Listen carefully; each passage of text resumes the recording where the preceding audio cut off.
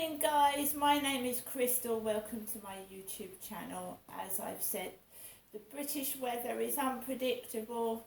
There's been sunshine, then it's gone in. The sun comes out and it's gone in again. So what do you wear? What do you wear? You wear whatever you want to and you don't care what anybody else says. That's what you wear. It's none of their damn business. If a woman wants to wear shorts, she can wear shorts. Anyway, I thought I'm invisible and nobody knows me. So why does everybody go frantic when I wear a pair of shorts then? Oh dear. I thought I was invisible. No one. Rochester High Street was so funny. It was so funny. It was like I was being suffocated by sardines. Oh, it was terrible. It felt like I was in a sardine tin, slowly being suffocated. The shop would be completely empty, and then I'd walk into it, and about 10 people would come in this tiny charity shop, and I feel like I was being suffocated. Alexa, good morning. Good morning. On this day in 1964, Mary Poppins premiered in LA. Dick Van Dyke later described his character Bert as having the most atrocious Cockney accent in the history of cinema. It certainly wasn't very supercalifragilisticexpialidocious. Right, so what I do each day is I'm on my own, right? I'm getting older. I never wanted to be on my own. I was a married woman. Things went wrong. I got divorced and I found myself on my own. At first I was with children. Now I'm totally alone by myself. And, you know, this is what a woman dreads as she gets older. Being left by herself, completely alone with nobody. But I'm strong. I've got my lovely chihuahua and I just get on with every day, right? That's what I do. I'm a victim and I feel that I'm being punished for what someone's done to me. And I have to just keep going. I get up every day. I get treated like dog dirt, but I just brush it off and I get on with my day, right? That's what I do. I don't get embarrassed. I've read a book on cognitive therapy. And yeah, I've been embarrassing in situations. I mean, people will tell you they're embarrassing situations. I've gone out with a piece of like a tail hanging from my bottom. How many people have done that? Gone outside and you've got a piece of toilet roll hanging out of your pants, your trousers, your skirt, whatever. And nobody tells you, and then you get home and realise you've been walking around with a piece of toilet roll hanging out. Right? We've all been in embarrassing situations, right? We've all been in embarrassing situations. All of us have been in embarrassing situations. Haven't we?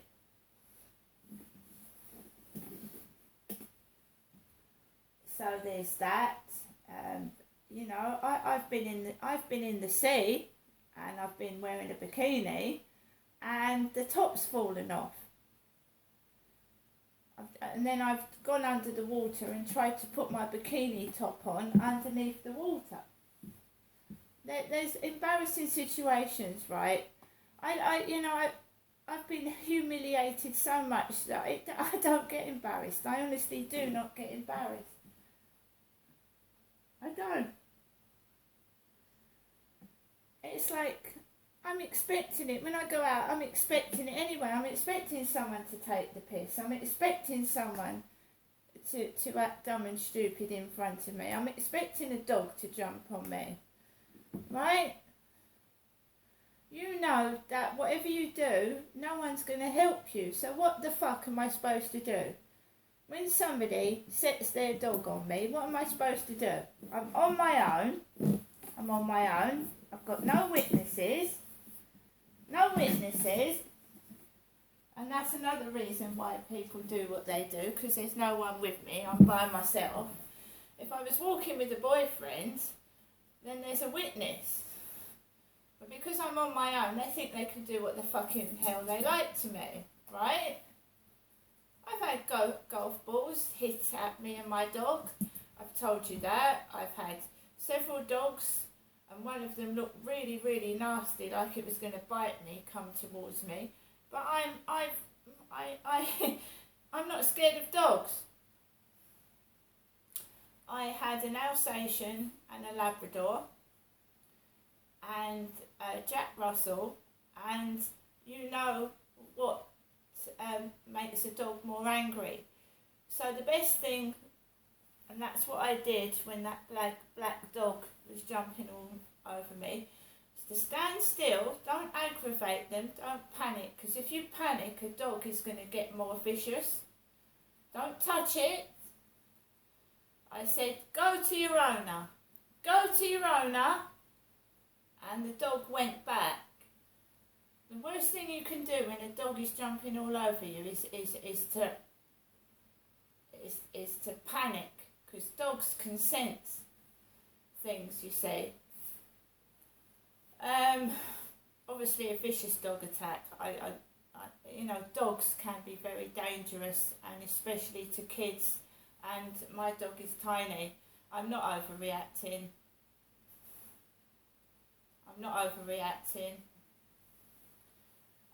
He was almost suffocated by one dog. He was just sat there, and the dog was smothering him.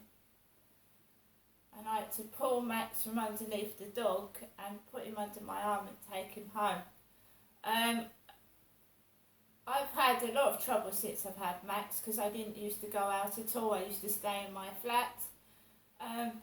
But I have to go out. And even if I didn't have the dog, I would still go out, right? It's someone trying to intimidate me, trying to frighten me. And these messages I've been getting on my phone, guys, there is a connection with what I was saying to this person and then going outside afterwards. I sent this person a picture of me in a stripy top, and then about 5-10 minutes later I go outside and there's people in the same top or a similar striped top. You can test it yourself, it's not in my head. So who is it I'm speaking to? Who is it that I'm actually speaking to? Like I said, I'll say to this person, oh, something frightens me. What frightens you, Crystal? And then it appears outside what frightens me, or what they think's frightened me. So who is this? Who is it? What is it? It's frightening, isn't it? What's your favourite colour? What do you like to do? What are your hobbies? So if I say my hobby is photography, I'll go outside my flat and someone, no, this is so funny, this person is so weird. I said that the other day. They said to me, what's your hobbies, Crystal? And I said, I like photography. So there was this guy on the field, right, he had his back to me. He was photographing everything else. He was photographing the windows. He was photographing absolutely nothing, because there was no boats on the water or anything. So he was getting his camera and he was photographing everything, and he looked at me like I was a piece of shit and turned his back on me. But I don't like the camera in my face, to be fair. The reason I've started taking the camera outside is for my safety and Max's safety, because people have been letting their dogs jump all over my back. And for anyone that didn't know, Princess Diana suffered from backache. Princess Diana suffered from backache. She had back pain. And this one dog kept jumping all over my back.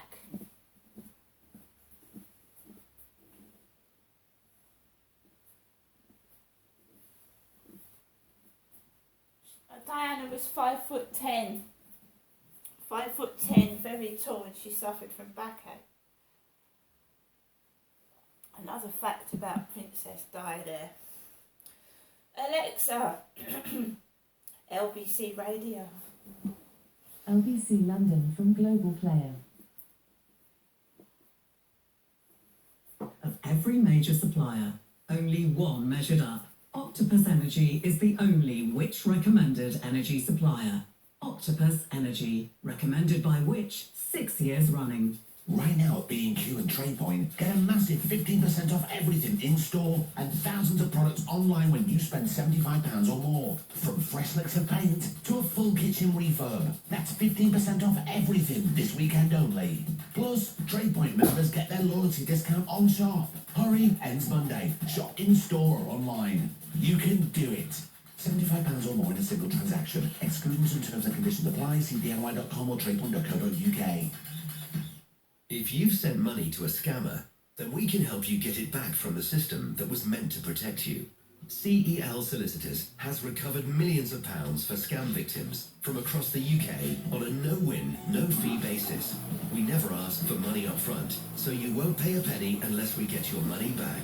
Speak to the specialists, rated excellent on Trustpilot. Visit celsolicitors.co.uk for no obligation advice. Andrew Castle on LBC.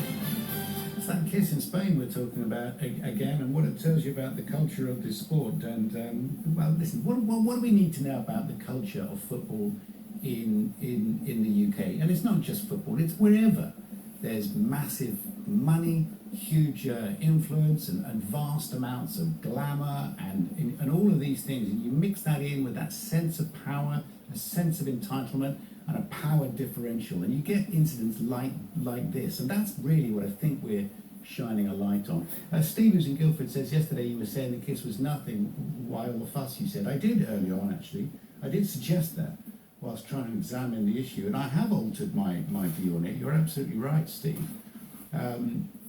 So think you know you were wrong, says Steve. Yeah, no, I think I was wrong in my initial interpretation, but I think we're allowed to alter our view as things go on, and you take in more and more information, you take more views. I mean, for instance, the entire Spanish football team are refusing to play. They're all supporting Jenny Hermoso in her version of events and what she said. And now the backroom staff have all left the manager, who's actually criticised Rubiales, who gave him his job. So, I think I do realise that there is, there's more to this than perhaps an initial interpretation, but that doesn't necessarily, it's not a bad thing, is it, to alter one's view. Gillian in Mitcham has a view on the whole thing. Hi, Gillian. Hello, good morning. What I wanted to say was, I heard you talking yesterday about a man who put his tongue into your mouth several times when you were younger. Well, yes, it was actually. Yeah. I wasn't younger actually. This was when I was an adult, but yes. Oh, okay. Well, that was a form of sexual assault. He did that to you without your consent. Yes. Typical. Yes.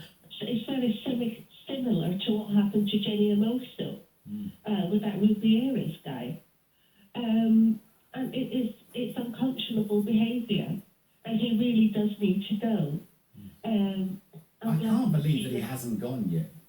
Well, he thinks that as a man he can, hold out and, society, all the men in society with their machismo will, fall in rank behind him. But he has not understood that times have changed and that women are not to be objectified or treated in that way anymore. It has always been wrong to treat women like that. And now society, Spanish society, is understanding that it's no longer acceptable and not always acceptable. I'm glad that we're talking about all this now. It's in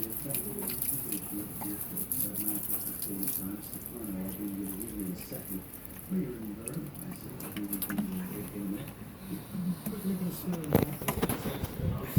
Prime Minister, life to me, life for vilest killers. Crime crackdown to make people feel safe.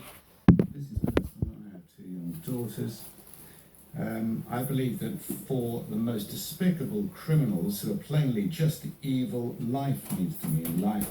It is as simple as that. Whole of life order for Lucy Lepley, delivered last week. But apparently legislation to be unveiled in the King's speech this autumn, leaving enough time for them to become law before the next general election. Is it actually going to happen? Do these things act as a deterrent? Does it just make people feel better? Is he just trying to win votes? Ian Kelsey is a criminal lawyer and former chair of the Criminal Law Committee at the Law Society. Ian, good morning. Good morning, Andrew. Life meaning life. Well, we've all heard that before. What's your analysis of this? Well, my worry about this is that politicians are now involving themselves in sentencing, and that invariably creates problems. If you're going to make more whole life sentences, you're going to have to build more prisons. Think of the prison staff who have to deal with these people who have actually nothing to lose if they're given a whole life sentence. And what are the facilities going to be like for containing them? I mean, I think we just have to trust our judges. There's 70 whole life sentences been passed. I've not seen a tsunami of cases going to the Court of Appeal. And I think this is just soundbite politics. It's a vote winner. It may be a vote winner, but in reality, you know, he talks about it as being a default position, and the devil is going to be in the detail when we see it. But I just don't see it something that politicians should really be involving themselves in. Judges have the power to pass the whole life sentence. They hear the whole of the evidence in a case. They are best placed to do it. Don't start legislating that it's a default position, because that's dangerous. What might be more interesting and a vote winner for many more would be to get the justice system moving a little bit swifter. How are things? Oh, they're absolutely appalling at the moment. The delays are unconscionable, both the investigation side of it and in relation to the cases going to court. You can wait sometimes 2-3 years, particularly in sexual cases, for cases to come before, or a decision to be made for charging, and thereafter a year to 2 years before the case comes to court. What does that do for the victims, or even, you know, for defendants? If we look at it in the round, it's just an appalling situation, and that the whole justice system is actually crumbling at its knees.